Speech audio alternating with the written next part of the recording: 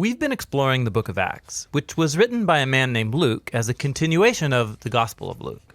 Acts began with Jesus telling his followers to spread the good news about his kingdom. And they would start in Jerusalem, then go out into the neighboring regions, and from there to the ends of the earth. Now, in Jerusalem, their message was received by many and opposed by many, especially by the leaders of the temple. They were scandalized by this new claim that the whole story of Israel had been fulfilled by Jesus' life, death, and resurrection. One of these leaders was a man named Saul of Tarsus, who worked tirelessly to stop the movement. That is, until he met the risen Jesus himself. And this encounter transformed Saul from an enemy of Jesus into a herald of his kingdom. And so for years, he traveled about the Roman Empire using his Roman name, Paul, starting Jesus communities all over. And one of Paul's greatest desires was that all of these diverse communities would see themselves as one unified people, regardless of their differences, Jew or non-Jew, male or female, slave or free. Jesus was creating one unified family of equals living together under his rule. And this brings us to the final section of Acts. Back in Jerusalem, where the movement began, the Jewish followers of Jesus were suffering from a drought and food shortage. And Paul was so passionate about the church's unity that he began a major fundraising project among the diverse churches he had started. They would pool their money together so he and a group of representatives could take it as a relief gift to Jerusalem. But it's not safe for Paul in Jerusalem. The Jewish leaders there dislike him so much, they want him dead. And Paul knew he was walking into a trap. His friends all begged him not to go, but no one could stop him. And why would Paul risk his life to bring this gift?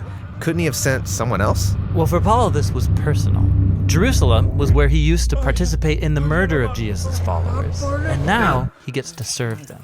It's also where Jesus himself was executed, and so for Paul, it would be an honor to suffer there alongside his king.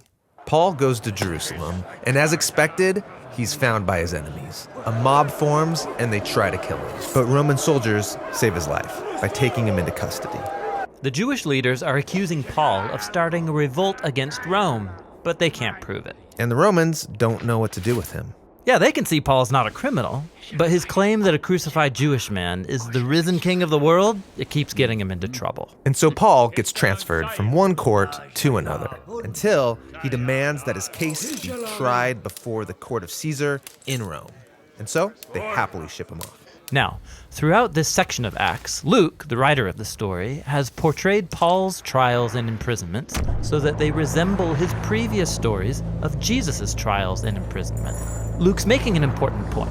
When the people of Jesus follow the way of Jesus, their stories will begin to look like his story, which is beautiful, but it also comes with a cost. On the way to Rome, the boat carrying Paul is hit by a violent storm, and everyone freaks out. Except for Paul. He's below deck hosting a meal, just like Jesus did the night before his trial. Paul blesses and then breaks the bread, promising that God is with them through this storm. And the next day, the ship hits and then breaks apart on the rocks, but everyone's washed safely ashore. Which is amazing, but Paul's not out of trouble. He's taken to Rome and put under house arrest. But it's not so bad. In his house, he can host groups of Jews and non-Jews, sharing with them the good news about Jesus, the risen king. This is a bold move in Rome, the center of power where Caesar rules the world as king. Yes, you have Jesus' alternative upside-down kingdom, now growing in the very heart of the world's most powerful empire, all through the suffering of a prisoner. And with this contrast between kingdoms, Luke ends his story. That's a great image, but the story's supposed to be about this message spreading to the ends of the earth. So shouldn't it continue? Of course, Luke has left the story open-ended on purpose, so that his readers would know that the story isn't over, and that they can participate in Jesus' kingdom that is still spreading to this day.